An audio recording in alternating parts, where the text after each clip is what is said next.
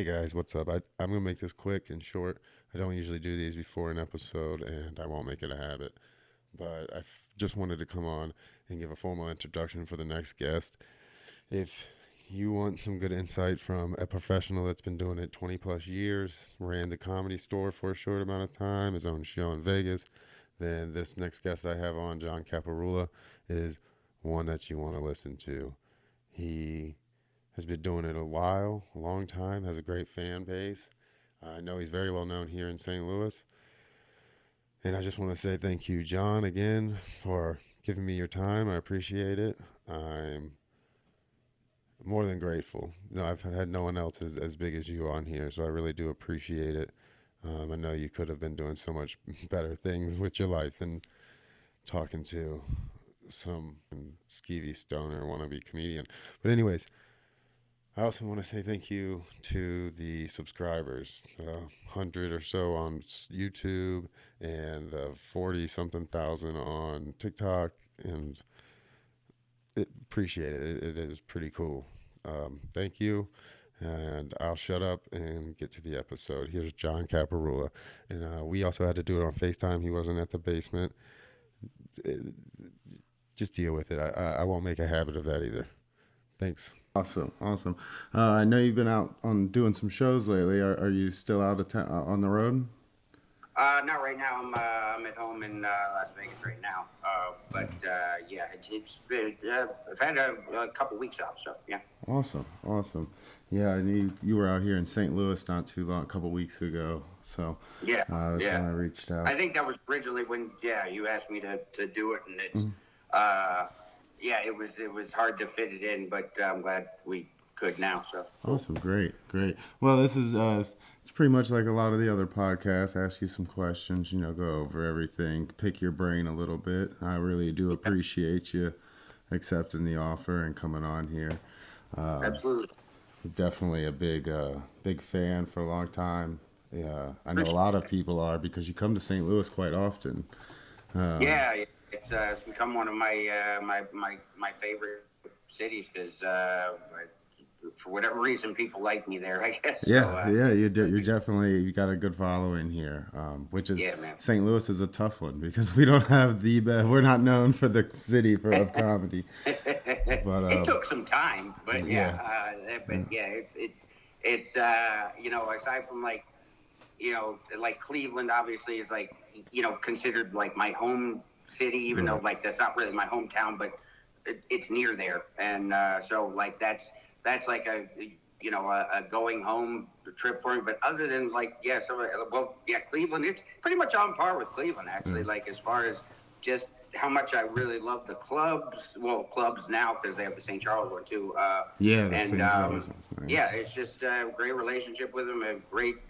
I just have great fan support. Everybody coming back to shows. It's pretty great. I love coming to St. Louis, man. That's awesome. We don't really get too many big names as yourself out here. I mean, we do sometimes the helium. We'll bring them in, but we've got Nikki Glazier and Greg Warren, but they don't have near the depth that you have when it comes to. I mean, I was looking you up, and you've got, 20-something years under your belt, right? Yeah. 97? Well, I think Greg's been about the same amount of time, too. So, I feel like we're around the same generation. I know we were, I think we were, doing, I remember seeing him, in the first round, when you start getting, Comedy Central spots and stuff like that. We were about the same time there. So, I think we're about the same age. Now, you when you started in Cleveland, you just started there, and then when you decided that's what you wanted to do, you went to California, correct? You didn't become the one well-known one in Cleveland first. I was watching one of your interviews, and I heard you say that you weren't one of the comedians that really became well-known in your area first. Once you not at all. Yeah. I know it was it wasn't conventional. I felt like everybody around me, a lot of people were like, well, I'm going to take some time and hone my craft and develop, and they wanted to be able to go out on the road and headline and stuff like that. And I mean, I think in retrospect, I think it ended up being a good move for me going as early as I did. But at the time, the idea of living out of my car and going on a road, like trying to become, a feature and headliner in that way.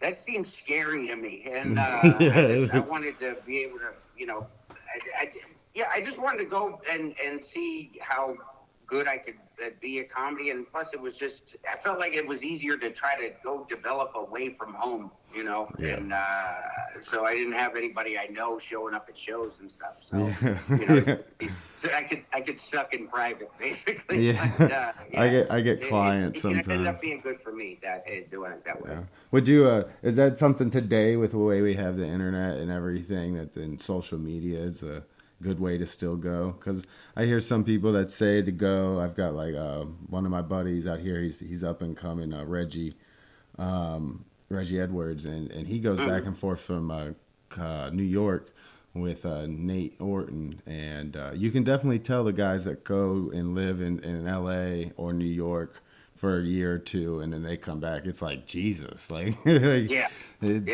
definitely not only the amount of stage time that you get someplace like that versus anywhere else. I mean, it was really bad when I was starting out. Like back in, Cleveland had no open mics. They had basically like a place I could go MC for them on Friday and Saturdays. But I would go to Pittsburgh mostly to do open mics on it was Tuesdays, and that was it. Like as far as like clubs that had open mics and stuff like that. And I'm not a go-getter where I'm gonna go like start my own room and things like that. I was never I could never do that. I was envy guys who were able to do that. But I do too. I've tried it. But when you go someplace like that, you just have so much more. Not only stage time, but you kind of get in an environment where there's just so many other comics, and you just start to it just strengthens you. You start to develop quicker just because of just the what you're around, the environment, the level of comedy that you have to keep up with just to compete with everybody else that's around you. I mean, there's still plenty of people who suck. Yeah. I mean, that's one thing I think it also scares somebody in that position too, where you're just like, oh, I don't know if you're ready for that. And it's like, it's basically the same. I think there's larger numbers when you go to an LA or New York, and it's a little bit, it's obviously more competitive as far as that goes, but it's still, if you're good in Cleveland or Pittsburgh or St. Louis, you're going to be good there too. So, but I went back to your first question. I don't know what I would tell somebody who right now though is starting out, because there's a lot more tools, a lot more ways to, get yourself out there. So that's a tough question. Yeah, I'm horrible with the social media. I mean, I've got a decent TikTok following somehow. I posted a couple TikToks, and I blew up, and I got a bunch of followers on that. But it doesn't. YouTube's where you want the followers, supposedly. Right. Absolutely. So, absolutely. but that it's like when I got into comedy, none of that stuff was even thought of. It wasn't a factor. I got into stand-up like, I was talking to somebody about this the other night. Like, I feel like what I signed up for is a performance art, and it has evolved over that time into a social art, which is it's awkward in that sense for me, because I'm not somebody who I don't like to reach out to people and say, hey, you should come to my show, because, I'm the worst guy to promote me, because I don't have that eye of opinion to me. I agree with you on that. It's very hard for me to promote my own show. I don't do it. I've reached out to people that I find interesting and I would think would be cool to talk to and learn something from. But there's a lot of people that would just talk to anyone and everyone just for the following. Yeah. I'm not so worried about that. I get a lot of knowledge from the guests I've had on. I've had on like Rob Durham. He's pretty well. I don't know if you know him. He's a St. Louis comedian. He wrote the "Don't Wear Shorts on Stage" book, which is a comedy book. But so I getting to talk to guys like you. How do you build your fan base since you're not a big, promote? You don't promote. How was it that you built such a great fan base and get such a great fan? Besides being fucking hilarious, we know that. Well, thanks, but it's obviously we find out, once we're in it, that's not all that matters. Obviously, it's but it helped that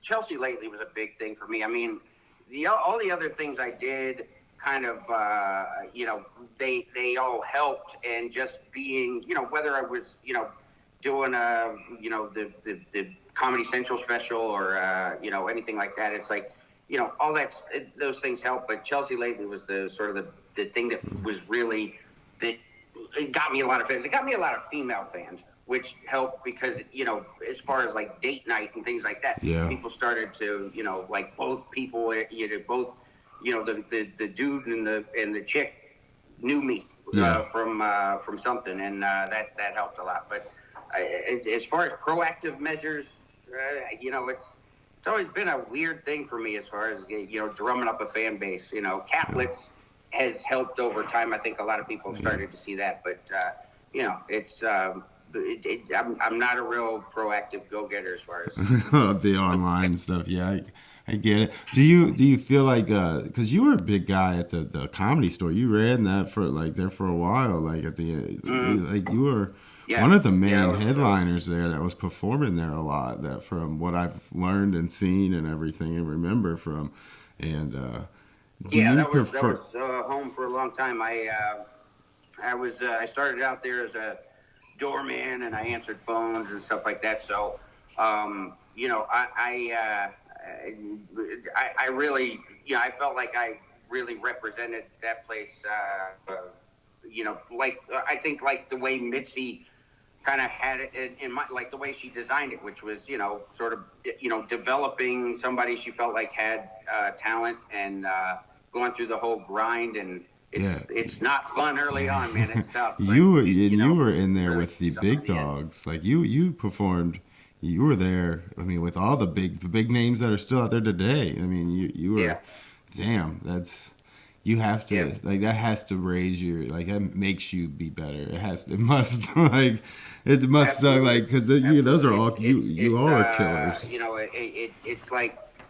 Yeah, I'd always I really started to notice it at first, when I got to LA in '99, and by early 2000 I was a doorman and worked with answering phones, and I went through that for 4 years when I finally got invited to Montreal. And when I went to Montreal, you start to really feel how the effects of growing up in a place like that, because it was very tough. It's like, it's like the like playing ball at the Rucker or something, like back in the day in New York, like being there, like playing like the most competitive, like hardcore, like place you could be, and developing someplace like that, it helped once you get to, when it starts to really count, when you get into the big shows and stuff like that, you're like, wow. I've been through so much tougher than all of this. It's like, I mean, nothing would scare me as far as if like networks or studios or something like that coming out to watch me, because it's like, nothing's worse than trying to perform in front of Mitzi. That was awful. That was awful. So who's running it now? Who's really running? Who's running it now that she's passed? You know what? I kind of fell out there a few years ago with. So I don't know if he's still running it or not. So it's I haven't been there in a few years. Right, because you had a regular show out in Vegas, correct? Yeah, I had a residency at Harrah's up until last March when everything shut down, and then pretty much it's been a casualty of that. That's why I'm back on the road again. So yeah. Well, do you prefer being on the road or at the casino or at the Harrah's? Well, I mean, the reason why I took the Harrah's gig was, I prefer being home. I love being able to, come back to my house after the show every night. And, especially once we had our daughter, they really start to feel like, when you're away from home for a few days and you just feel like you're missing out on a lot. So I think I love the idea of being able to, just go, 20 minutes down the road and come back every night. But it does kind of, I think the shows themselves, though, it's more interesting when you're going to different places. It feels more natural as from a comedy standpoint. From a convenience standpoint, it's better to have a Vegas show, but I think for the sake of the art, I think it's better to that I come to them versus them coming to me. So, yeah. Have you ever done a cruise? No, I've heard they're horrible, but really bad things. It sounds awful. Yeah. Because I'm the type of guy. Like, I always would tell people that I've done them like where I've had agents book me for corporate stuff, and I'm always like, don't just I don't fit for that, because even I've had people who are like really big fans come to me and they're like, oh, we really want you for our banquet this year, whatever. And we're just I remember these coaches from it was a women's college basketball team up in it was Fresno State, I think. They invited me to come do their banquet, and they came to the Comedy Store, came up to me after my set. They're like, man, we're such big fans, we want to get you to come to our banquet. And I'm like, all right, that's cool, but you guys know what I do, right? Like that, what you just saw, that's what I do. I'm not a really dirty comic, but I cuss a lot. And, they're like, no, it's cool. Everybody's cool there. Everybody loves you. And I'm like, okay. So they booked me for it. And it's at a country club. It's just not the right environment anyway. And, it's like 6 o'clock in the evening. I'm like in September. So it's bright outside, everything. And so I remember they had me go up at a podium, and while people are like eating and talking, and it was just, and I remember before I go up to, like, the guy who booked me is like, hey, I know what we talked about before, but my athletic director's out there, so could you kind of cut back on the few of the F-bombs? I'm like, we fucking talked about this, dude. What are you doing? It's just like, stuff like that, like, even though I feel like I do well, when, in a comedy club setting where I don't feel like I want to be in a place where I'm invading a setting that shouldn't, that just, that what I do isn't welcome, right. Like where there's going to be people like, complaining to management and shit. Like, it's just like, I'd rather just... That open mic that no one knows about, that no one's like, everyone's there just to drink and hang out, and then there's these comics in the corner trying to do comedy. Yeah, right. We have a lot of those in St. Louis. What I'm doing is disruptive, or I'm ruining their night, because they would much rather just eat their meal and not have me talking. Versus and so I've never gotten on a cruise ship, probably never will, as far as that goes. It just sounds like a bad. Yeah, especially after the COVID thing. I hear they're back up and running. I was like, people get on those after? Like, they got trapped all through the coast. Right, like, exactly. Damn. Yeah. Well, with that today and everything, and having to be clean, how do you feel? Like, do you think the demographics of comedy is changing because of the censorship and like the people say there's cancel culture and all that, but how do you feel about it? Has it changed it? The only thing I've felt is like certain comedians that are killers have to. You can tell they're holding back. Like they're not really saying the full part of that they want to say and have worked out. Yeah, it absolutely is. It's really affected. You start subconsciously pulling a lot of punches, and it just because like there's so much, you feel like even the people who aren't necessarily offended by something, there's always that sort of, they feel like, well, that's probably going to upset somebody, so they're nervous about it, just thinking that that's probably going to piss somebody off, and it was so much. Yeah, like up until, say 10 years ago or so, like it felt a lot more free with, as far as like you could just, you know, you just let it rip, and whatever sounded funny was funny, and you could just go. And he didn't have to Now worry it's about like, bottles there's a lot of being just stuff thrown. where it's just like, oh man, I better. Even in setups and stuff like that, where you're just like, I don't get me wrong, I'm not trying to upset anybody here. Like, it's always, there's It's just very- a vibe that's created, that's made it. It's really ruined a lot of the fun, man. Does the vibe feel like a glass being thrown at you? 'Cause that's like, I see. Yeah, because there's the extreme. There's the political correctness extreme, and then there's the crazy right wingers who are, like, if you say anything against their Lord and Savior Donald Trump, it's like they're the first ones to call you a snowflake too, isn't it? Yeah, that happened to me firsthand with the woman throwing the glass at me, and that I still, what really upset me was, because I felt like, in that situation, anybody who's ever talked to me, who's ever seen that clip, it's Caplic's number 36, if anybody's interested. But I felt like I handled that really well as far as. That's one of my questions is how did you handle that like so well? That was like one of my big questions because I've had one show get booed, but and I've gotten yelled at, you suck, and booed and stuff by a table that was drunk. But I've never had nobody throw nothing at me, and it's like you handled that so well. Like, that had to be that's 20 years of like I don't know. And it was in a place too. I mean, it was in South Los Angeles too, like where a place where you wouldn't think that would come up. Yeah, but it was just this one woman. I mean, and she was being a problem before that. Like Arsenio was on a couple comics before me, and she was bothering him because he was doing some Trump stuff. Yeah. And they told me that she was.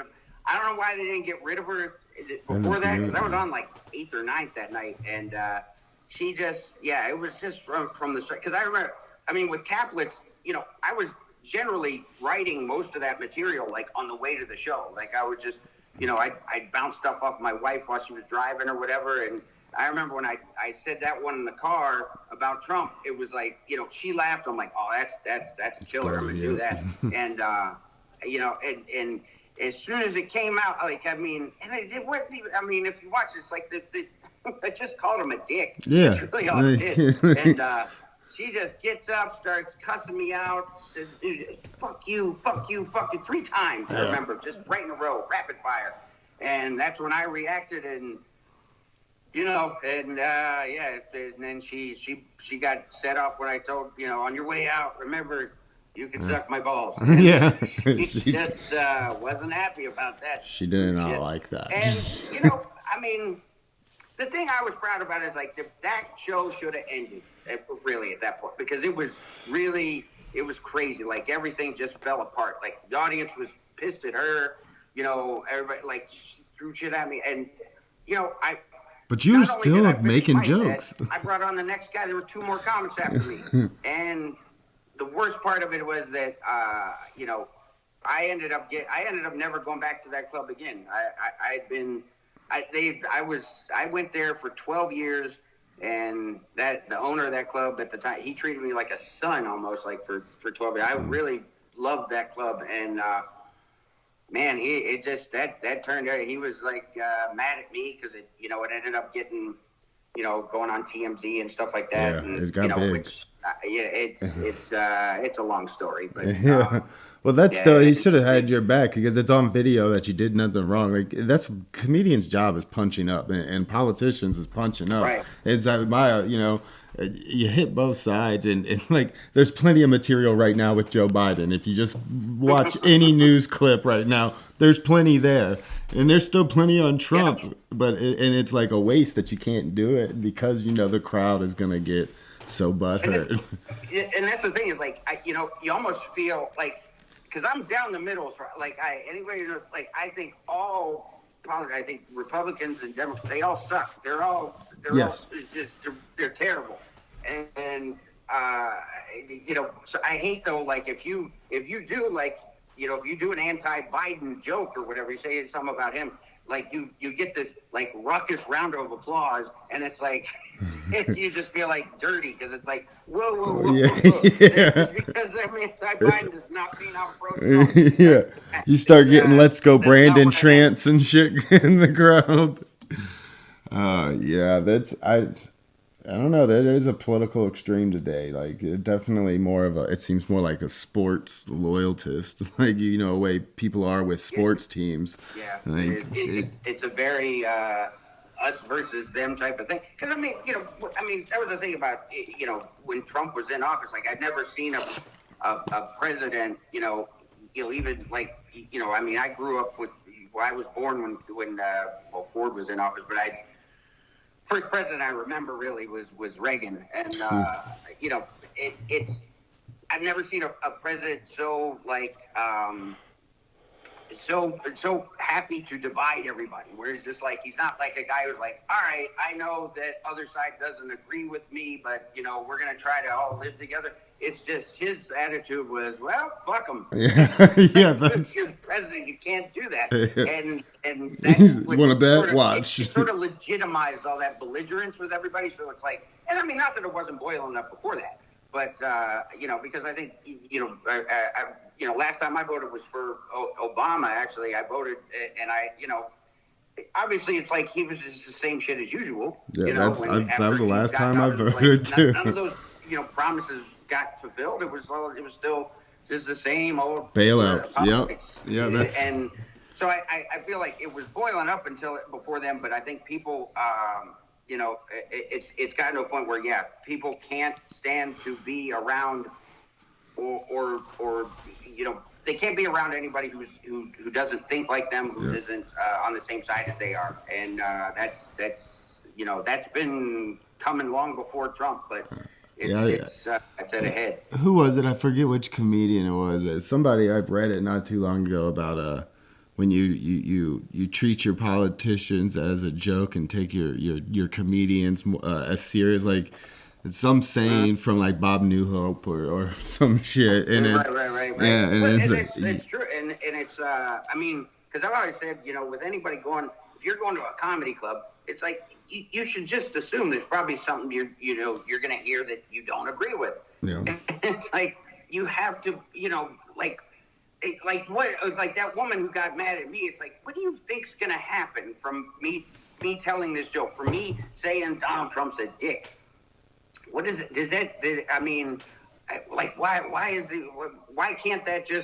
Why can't people laugh at that and just be? And why isn't that the known fact? But like, no, she knows like, he's a dick. like, I'm not gonna affect his votes, man. Yeah, no. Mostly, that's one thing I always say. If I ever talk politics, I don't do too many bits on politics. I follow them, but like you said, I don't have a side. Neither side represents me, so I'll hit them both. Like, I have a few little jokes here and there, a little couple one-liners that are real easy and quick if it's brought up and I'm able to insert it somewhere. But politics is one of those ones that's just like, because I'd be in a room and with a bunch of left or whatever liberals or whatever they're called, and they hate me. They think I'm a conservative Trumper, and then you put me in a room with Trumpers. They're like, this guy's a left-wing kook, and it's like, I just don't have a side, man.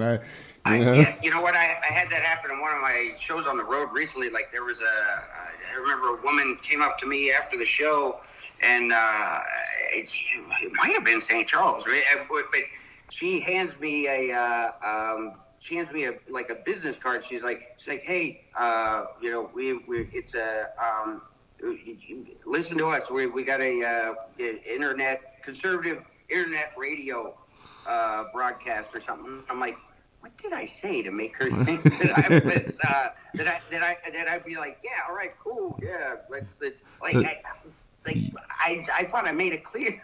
I wasn't. I definitely wasn't on the side of Trump or Biden. But sounds like Brewer's looking for a co-host for his new show.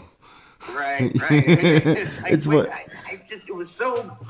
was weird. I was like, what? Why would I be interested in that? Okay, thanks. Yeah. Yeah, I don't know. And it seems like when you become one of them comedians that like gets into politics, it's like you're in there. And it's like you pick a side and that's the only side you get to be on now. Like Yeah. It's I don't know. It's too hard to make I like the jokes that are like timeless. I guess like something like Richard Pryor's and stuff like that. And those jokes that you say them in the '60s or '70s and '80s, they were funny and they're still funny today. It doesn't matter Yeah. when they're said; they're still funny. And I don't think there's Absolutely. many there. I think, yeah, topical stuff. I'd always avoid that, especially, well, because when you're coming up as a comic, before you're like a name, I remember, like, you know, like comics who were ahead of me, like there was a guy named Freddie Soto who passed back in 2005, but, you know, I remember him telling a few of us when, you know, we were, you know, younger comics, you know, probably still when I was working the door, but he was like, you know, it's like, you know, like, you know, when you're a young comic and nobody knows you, nobody wants to hear your opinion on politics. Who are you? Like, you know, when you become like somebody who's like, you know, when you've got a name and you're established, then maybe your opinion carries some weight. But, you know, at the point where you're just like, you know, when you're John Caparulo, who was just working the door a minute ago, nobody gives a shit what you think. So just talk about you and your life and just, you know, just keep it to your small little part of the world. Yeah, that's a good, very good It's a better point. idea when you're coming up. Yeah, because it's very annoying to see, even on on the Facebooks and the social medias, you get these guys that are posting and all this political stuff, and it's like, God, like, dude, we went to school together. You're an idiot, just like me. Like, you cheated off of me. You I can't. Yeah, that. Talk to me about economic policies. Oh yeah, right. It just I mean, it's unattractive anyway, and it's also, you know, people are just like, I think you know, I remember there was a time when I felt like, you know, I should have more, you know, be more politically conscious. You know, I think, but it still, I think people are, for the most part, they're like, it just, you know, we're trying to get away from that right now. So they're like, they don't want to hear about it. I agree. Like, it's too divisive for one with crowds, to me, in my opinion. Like, you turn yourself off to 50% of the crowd automatically, in my view. Hopefully, I mean, most of the time, unless you're in one of those good old boy towns and you know, like, it's to where you can go with stuff. But yeah, do you see it with since the whole virus thing and the way the pandemic? Because you were performing and then shut down, everything's shut down, and now you're back out on the road. Do you think the virus is changing the way, kind of like, because New York and California were those were the two spots. If you wanted to do comedy, you went there. You went to those two. Right. And now they've got so much, like, there's, you know, more lockdowns. There's more mandates. I see, like, big names, big shows that are sold out. Who was it? Rogan, and his show in Vancouver or whatever is now canceled because the mandates they have for vaccines. And do you see things? Do you see things changing and where the comedy scenes are changing too? Because I hear I hear Austin's a big one. There's been a shift as far as a lot of people are moving out of those places. Whether it's, I mean, I heard about a lot of people moving, like, well, coming here to Vegas, moving to a place like, you know, Austin and Nashville and things like that. And I think time will tell as far as that goes, because, you know, if you haven't figured it out yet, this isn't ending anytime soon. This shit's here to stay, to one degree or another, for the foreseeable future. So it depends on how that shakes out. Like, does it become a permanent condition with LA and New York, where people start to move inland, or, you know, do people start filtering back there as things sort of stabilize, you know, as far as, like, you know, because everything's sort of, you know, going up and down as far as restrictions and regulations, and they're still figuring it out. But once it becomes a, you know, whatever the permanent situation is that we're working towards, then we'll see. But you know, it's all affected. I think it's affected everything negatively. So I don't know if there's, you know, there's been any positive from it. So it's just, you know, we're just gonna have to see where how it pans out. Yeah, it's been. I'm pretty sure it's been pretty hard. Pretty annoying, probably booking road shows and then getting a call that it's shut down, and you're like, well, Absolutely, yeah. I've yeah, had that happen. I've had, well, plus, for me, it was hard anyway because I hadn't been working the road, and then to have to try to get back on the road when everything shut down, like everybody had sort of backlogged schedules and everything like that. So it's been tough for me to work my way back into sort of the mix with a lot of places. Fortunately, not the guys in St. Louis. They've been fantastic, but it's a lot of other places. It's weird. I've had I had one club in particular that I worked for years. I was going to back there for years, and they were like, I would go there at least once a year, and I would have great crowds, sellouts mostly, and I think I skipped maybe a year because being here in Vegas, when I try to go back there, there's like, well, we're gonna have to see some numbers on you. I'm like, damn. I've been in Las Vegas, not prison. Yeah. Why are you? Well, but it's just it's a struggle because of. I mean, it couldn't have been worse timing for me. I know that as far as the because I wasn't prepared to have to make the adjustment back to the road. So it's been it's a struggle in its own right. So this whole thing has been just a frustrating nightmare for me as it has for pretty much everybody else. I only had a very small trouble when it first shut it down. We were packing. Me and my wife had I had plans for Florida shows out there. I was gonna go do, and then big festival that I was going to.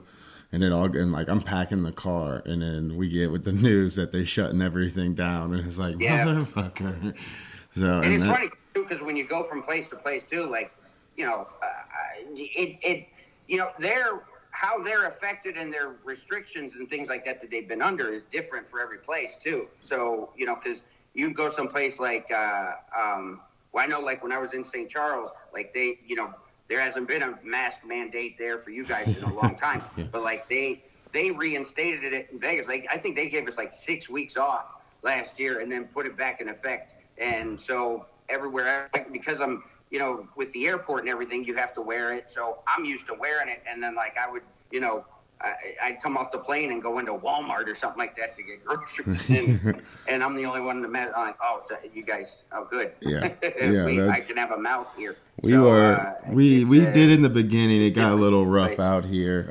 They shut down. Like I remember it pretty well because I was putting together shows, and those got all shut down going to Florida, and then I had actually tried to do my own shows out here in St. Louis, like put them together, booked some comedians, got the venue, worked out a deal.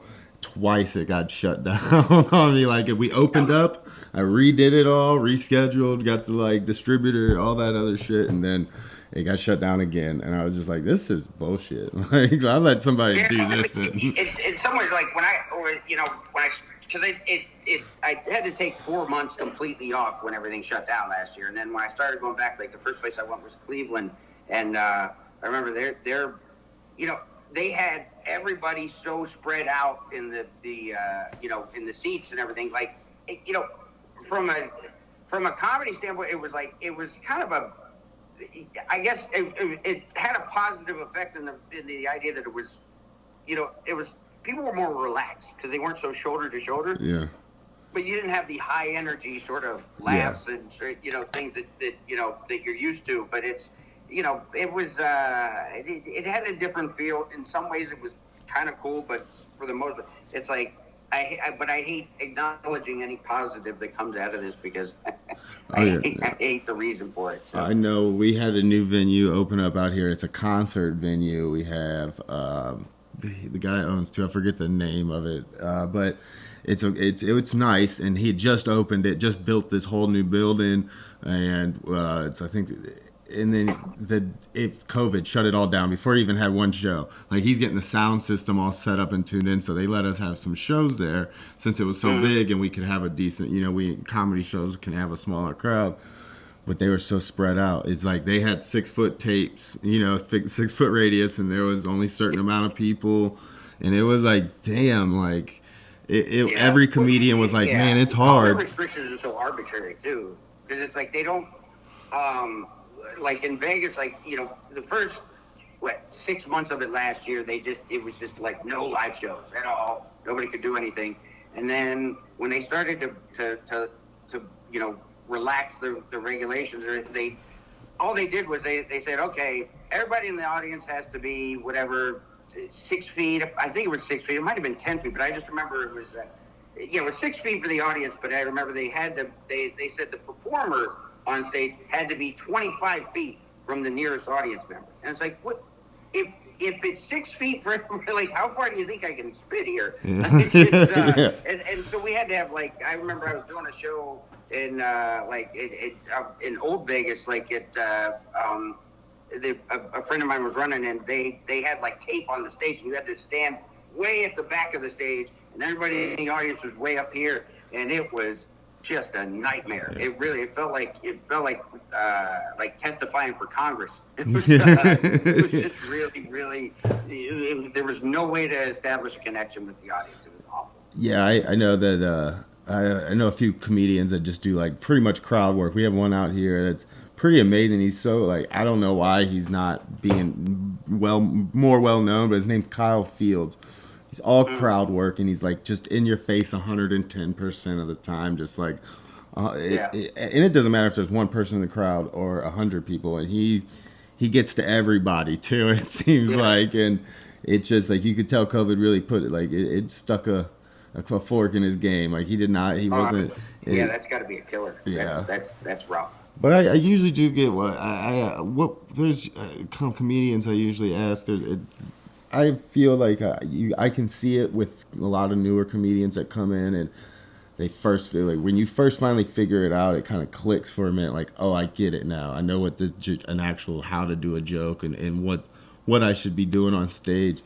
What was it for you that helped you made it all like click and come together for you? Like I know what I'm doing now. Like, well, I don't know if that ever comes on. I mean, it really, because and I'm not.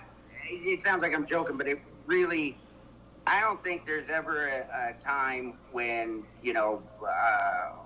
it just a lot of that sort of, still trying to figure it out. Like we're all still trying to figure it out from show to show. Yeah. But, I think that you hit sort of like little like milestones or whatever, like places where you feel yourself grow as a comic. And I remember, like, I think there's certain bits for me and things like that. I remember, back in, it was 2003. It was early in 2003. And it was, that was the year I ended up going to Montreal. But I remember that was the year that I still remember the day. I remember it being New Year's Day that I went on at the Comedy Store. And it was the first time that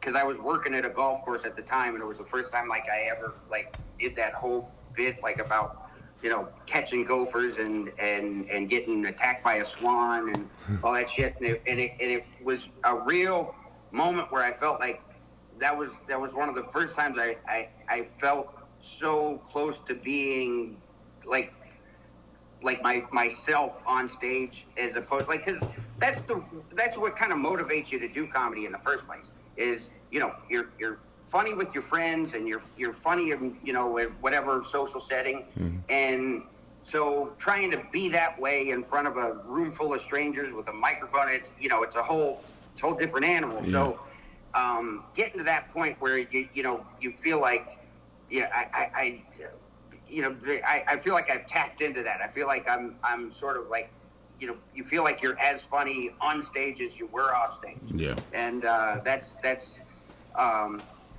those are the moments that really happen for you. So I've had a lot of moments like that. Most of them happen at the Comedy Store over the years, and so it's just you just have those moments where or you'll just you come up with a bit and you're like, oh man, where's that one been my whole life? Yeah. Like, why didn't I think of that sooner? And they're just it's just, but that never goes away. It's always, I still now, like, if I find a bit or something like that, it's just That's the best part of being up there, is finding something new, because it makes all the other stuff that is old and you're sick of, it revives it, because you're like, oh yeah, so all this stuff was new at one time too. So that's what makes it so fun, is always being able to find the next bit, the next funny big laugh. It's great. And you're not much of a I heard you say on another podcast that your writing style is more like right before the show. Like you're kind of going over something. Are you someone that just picks a few topics, so have a few topics rattling around in your head, and then you really concentrate on those, and you don't want to be messed with before the show.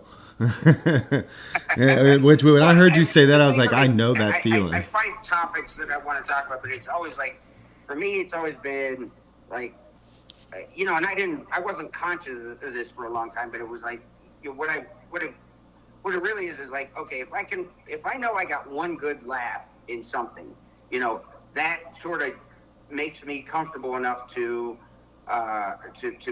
enter a subject, to bring up a certain topic or whatever. So if I have one good punchline that I know I can get people to laugh at, then I'm comfortable enough going into the bit, so it's like I'm not just bringing up something that just tanks altogether. So if I have one in there, then I can get that one, and then I can build around it.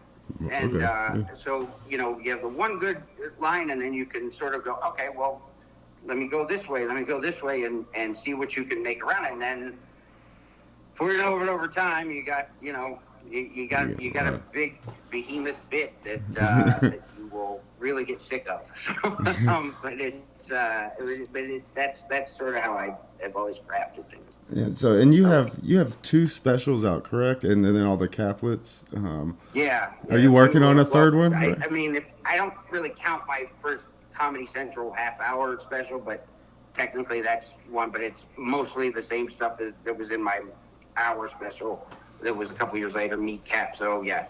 I have 2 1-hour specials, and then the 30 caplets.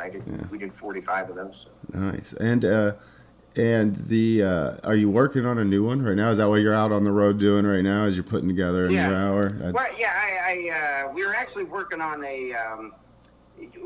we were within weeks of launching a crowdfunding campaign when everything shut down last year, because I've been wanting to. I've been wanting to. I have an animated project that I've been wanting to launch for a long time, and I don't know if you, when you listen to other podcasts or whatever, you might have heard me talk about it. But it's called Cartoon Comic. I started writing and developing the idea probably, it's been 7 years now, and I can't draw or anything, so that kind of inhibits the whole process. But, it's basically Louie meets Family Guy, and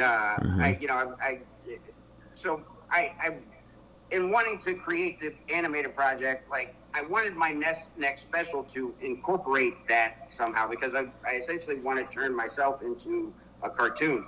Basically make a cartoon character of me who I envision eventually having, doing my comedy specials and things like that. Basically, you'd have an animated character in an animated world, who's me as a stand-up in that world, and then he kind of goes off into his adventures after the show. And so doing it in a metaverse character. And was that like a metaverse character in a way? And like a cartoon alter ego or something, almost like a or like a puppet, Yeah. He basically takes over for me, because the thing for me was when I did my first 2 specials, I felt like the material was good. I felt like I worked on it a long time. I was proud of it, and the specials themselves, though, I just felt like were anything but special. I felt like they were just I was just another fat white guy behind a mic, talking shit, and anybody, scrolling through specials on Comedy Central or on YouTube or whatever, it's just going to be like, well, what's different about that? It's just, there's nothing inherently different. So I thought, well, what would make it really cool is if you saw an animated, if you saw a cartoon character, Oh yeah. That's a little bit, that has a sort of a different feel to it. And I've always loved the animated world as far as just what the capabilities you have as far as how far you can stretch comedy and how far you can take things. And, so it really interested me to be able to enter that space anyway. So, anyway, we were going to try to make my next special basically a hybrid, half animation, half live action. I like it. Where we would essentially be able to introduce, my cartoon character and the other characters that are in the show, my family, so anyway, we were going to launch the crowdfunding campaign, but everything shut down last year, and so after everything shut down, it kind of put everything on hold. So, but that's actually a really good idea. I still like to do that with my next special.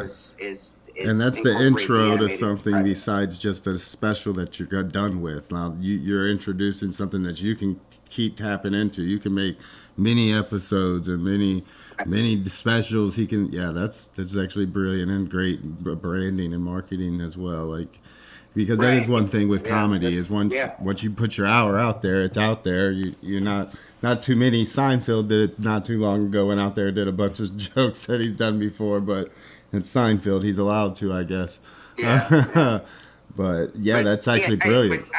With the animated project, I actually, after my shows, I sell. I have 5 issues so far of a comic book series that I wrote also because it's easier to produce comic books than it is to animation. So I say I would write the comic and send it off to a guy in the Philippines. He'd illustrate it, and that's on your website I have too. The comic series in the meantime until we're able to make something happen. As far as the animation goes. So that's awesome. Is there any? It looks like we've held you for a pretty good amount of time now. Is there anything out there that you would suggest to the guys that are out there trying to get on the road and do what you've done, like? Because there's a lot of people that watch this out here. Turn back now. That's the one we get. Because you got to be insane to kind of pursue this. But we see guys like you. You come out of you came out of Cleveland, took over fucking L.A. and now you've made your mark in St. Louis. Like once you get fans here, I don't know if you know about Cardinal Nation, but once you have fans in St. Louis, they're diehard fans. Like I've gotten that impression, which is awesome. But I think that it's hard to like I said, give advice based on what all the current.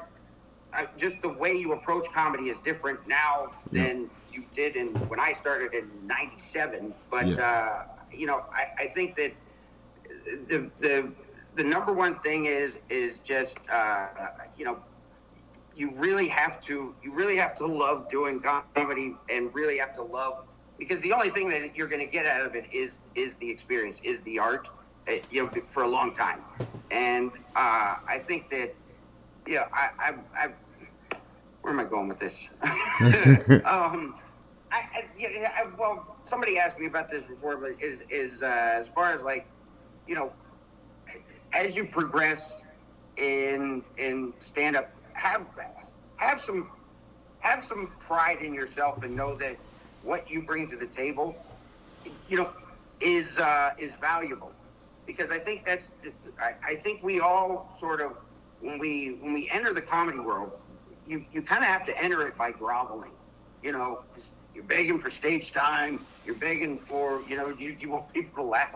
You want people to, you're just trying to, you enter like trying to just let me have 5 minutes. Just let me have 3 minutes, please. And what that does over time with, I think, a lot of us is it sort of makes you devalue yourself a little bit, to where you're like, oh, well, I'm just so used to groveling. Then you just you settle for a lot of things. It sort of becomes ingrained in you to sort of accept less, or to not think of yourself as like, you still feel like everybody's doing you a favor by letting you go perform or do it. And Eventually, you got to take yourself as a business. I mean, you don't want to spill over into being a dick. Right. You want to remember that, what you bring to the table is valuable, and not just from a monetary standpoint. I mean, people remind me of this a lot, when I'm out on the road, and you become so used to just doing comedy and you're doing what you do, and you just feel like, it's people paid for their tickets, they got their drinks, whatever. But it really, what we do really does matter to people too. Like, there's a lot of people who come up to me and they go, I was going through a divorce, or I was going through, a surgery or whatever, and that, I was watching your stuff and it really helped me get through it. Man, that's really powerful. That's and you don't think of it because you're living with yourself and your stupid jokes and all that shit for, night after night. You don't think about that, but it really does, it matters. It really does. And we kind of always have to remind ourselves that, what we do isn't just something small or something that can be just disregarded or stolen, replicated. Yeah. What is the last question I have for you? What was making it to you when you first started? Was it what was it to you then and now, like, making it? Was it getting on? Was it being a paid regular at the Comedy Store, or was it getting on some late night show? Like, to me, if I can replace my carpentry, I'm a carpenter. So if I can replace that salary, I've made it. Is my eyes right now. I remember, when I moved to Los Angeles, I moved with my best friend from home, and we remember we were moving into our first apartment. It was in Reseda, and I was so happy that it was in Reseda because I was a Karate Kid fan. That's the thing, I could be the boy from Reseda. And I remember we were moving it, and I had never seen a koi pond before, and we moved it, and there was a koi pond in the courtyard of this apartment building, and it was a shitty apartment building, but to me it was like fucking Melrose Place. And I remember telling my best friend Timmy, I said, it's like, dude, whenever I get paid regular at the Comedy Store, I'm getting a hook, and I'm gonna hook one of these fish. And I was like, that's how I'm gonna celebrate. But I thought, I was like, yeah, if I could just be a paid regular at the Comedy Store, that would just it would just make me feel like, yeah, I really can do this, because you never really feel legitimate for a long time. You just feel like you just kind of, because we don't go to school for this. Right. So you just kind of go into it thinking, all right, if somebody could, whether you get paid or whether, but I think being a paid regular at the Comedy Store mattered a whole lot. It was a big, big milestone. Then getting on TV, then, going out on the road, being a headliner, being, now making it for me is turning myself into a cartoon. So you don't want to, you're not going to turn into Mr. Hollywood anytime soon, because that's one thing I've noticed with the comics, is such as you that are just fucking hilarious and have that natural ability. Like you never look at like Eddie Murphy, Martin Lawrence, all those guys. That started as comics, and then they became TV and movie stars. And it's like, when's the last time they put out a special?